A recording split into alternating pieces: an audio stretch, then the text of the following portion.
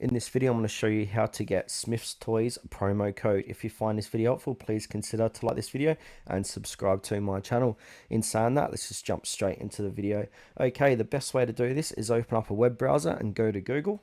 Once you're inside Google, type in Smyths Toys promo code. Yes, I spelled it wrong. So Smyths Toys.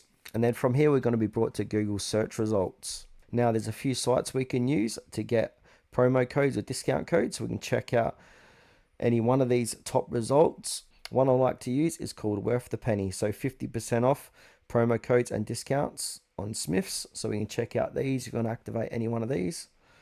You might need to verify you're human, so I'm going to quickly do this. Now, once we're here, we can see today's best offer. So we got £6 off 15 pound plus orders using this Smyths Toys offer. So for demonstration, when I use this one, we can click on show offer, and then you can see some stats on these codes in this website. So we've got 108 people use this with an 82% success rate.